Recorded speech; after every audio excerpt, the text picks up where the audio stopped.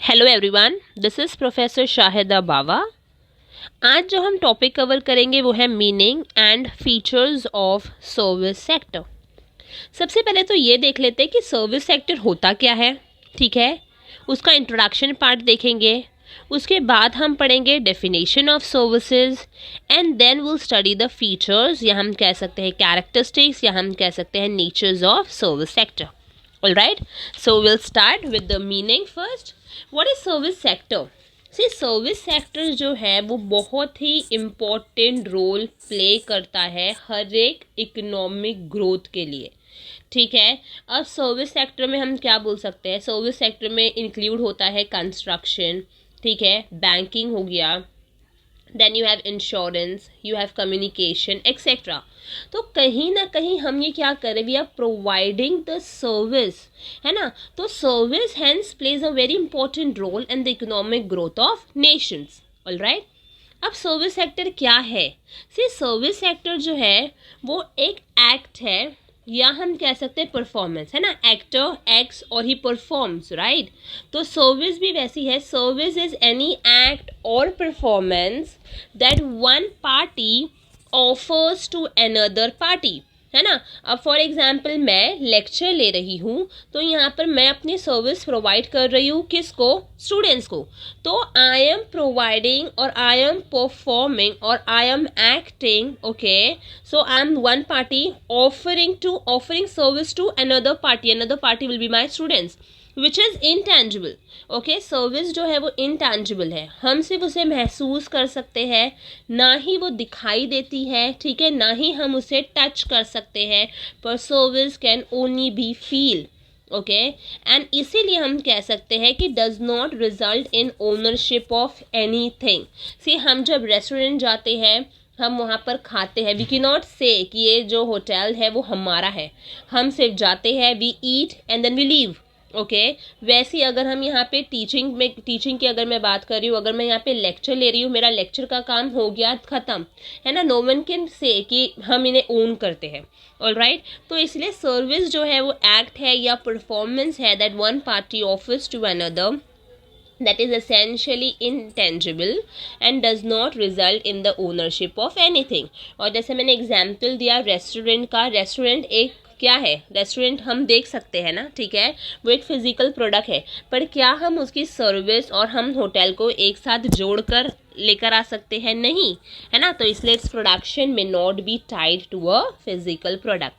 Okay, hope meaning जो है वो क्लियर हो चुका होगा कि क्या है। एक बार क्विकली देख लेते हैं। Service is any act or performance that one party offers to another that is essentially intangible and does not result in the ownership of anything। Its production may not be tied to a physical product। अब यहाँ पर हम example में ले सकते हैं FMCG items की, ठीक है, सोप हो गया, ग्रोसरी आइटम्स हो गया, ये सब क्या है? ये सब प्योर सामान है। पर अगर मैं बात कर रही हूँ, टीचर एक्सप्लेन कर रही है, ठीक है, स्टूडेंट्स को, तो ये प्योर सर्विस होगा।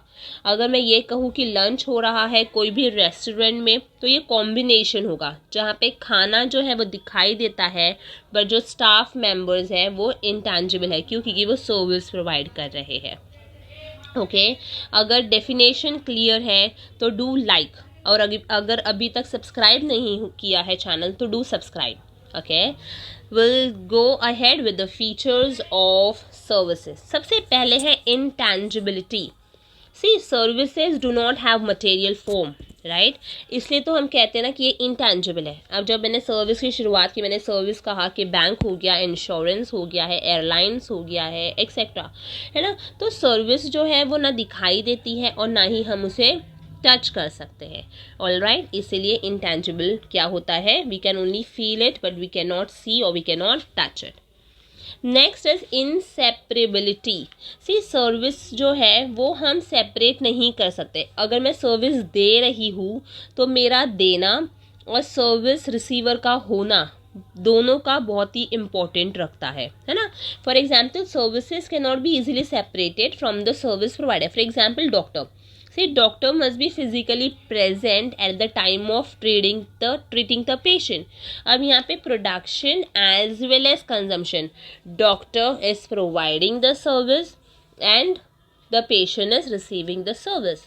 तो दोनों का एक ही जगह पर एक ही टाइम पर रहना इंपॉर्टेंट होगा, तो उसे हम क्या कहते हैं, इनसेपरेबिलिटी।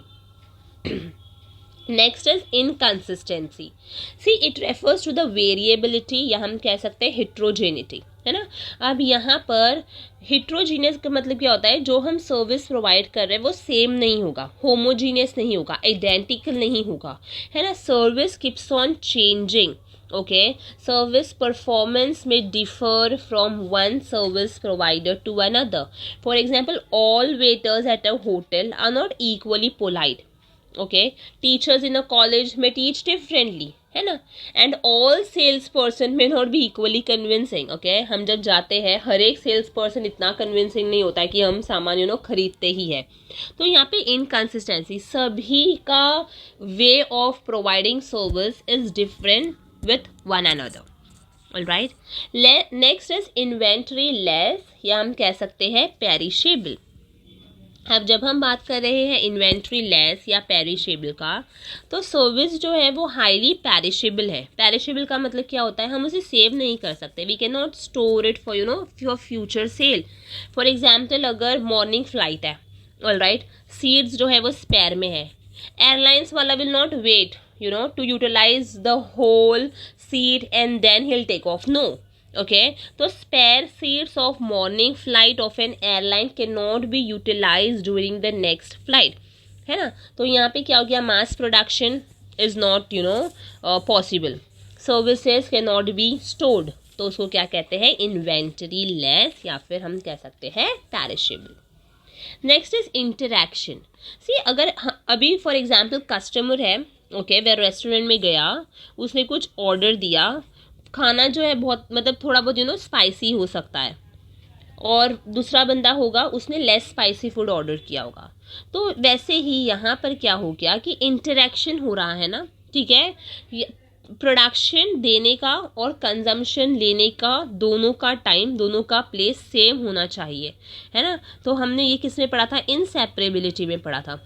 जब हम इन दोनों को अलग नहीं कर सकते तो कहीं ना कहीं ये लोग क्या हो रहे हैं, इंटरैक्ट हो रहे हैं, है ना। जैसे कि हॉस्पिटल में डॉक्टर्स जो है वो इंटरैक्ट होता है, रेस्टोरेंट में हम अगर ऑर्डर दे रहे हैं तो वहाँ का स्टाफ होना चाहिए जो ऑर्डर ले रहा है ना। तो interaction. Next is can not be produced in anticipation of demand. See goods जो है, for example cars, computers and etcetera can be produced in advance and even they can stored as and when the demand arises in the market.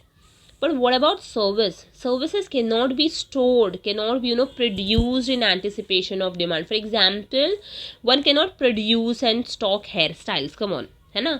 तो यहाँ पर सामान जो है वो store कर सकते हैं, पर सर्विस जो है हम उसे सेव नहीं कर सकते, हम उसे स्टोर नहीं कर सकते हैं, okay. And the last is can not be return to seller once use. Computer खराब हो जाता है, हम उसे सेलर के पास जाके रिटर्न कर लेते हैं। अगर हम सैलून में गए, हमारा हेयर स्टाइल कुछ हेयर कटिंग खराब हो गया, विल वी से द सैलून पर्सन कि नहीं, वापस से हमारे जो कटे हुए बाल है वो वापस से हमें रिटर्न दो, हमें वापस से लगा के दो, नो, है ना। तो can not be return to seller once use. तो मैंने जो एग्जाम्पल दिया है, defective computer can be return, okay, but a defective hairstyle, okay, cannot be returned back to the service provider. Why? The reason is customer prefer to avail services of highly skilled specialists, maybe even quite a distance away. अगर हम जाते हैं salon, we make sure कि जो भी service हम ले रहे हैं बहुत ही सोच समझ कर हम ले, है ना। वैसे ही हम बहुत रिसर्च करते हैं कि सबसे बेस्ट सर्विस प्रोवाइडर कहाँ पर होगा, एंड देन फिर हम जाते हैं, है ना। क्यों? क्योंकि हमें पता है एक बार अगर हमने उनकी सर्विस ले लिया, हम उन्हें रिटर्न नहीं कर सकते हैं। Once gone, gone forever, okay. तो this were the meaning of service sector and the features of service sector. Intangibility, inseparability, inconsistency, inventory less or perishable, interaction, cannot be produced in anticipation of demand, and the last is cannot be returned to seller once used. Hope ये जो topic था वो clear हुआ होगा। If yes, I hope कि अभी तक तो तुम लोगों ने लाइक एंड सब्सक्राइब कर लिया होगा। इफ़ नॉट, देर नहीं हुई है, अभी भी कर सकते हो। Thank you.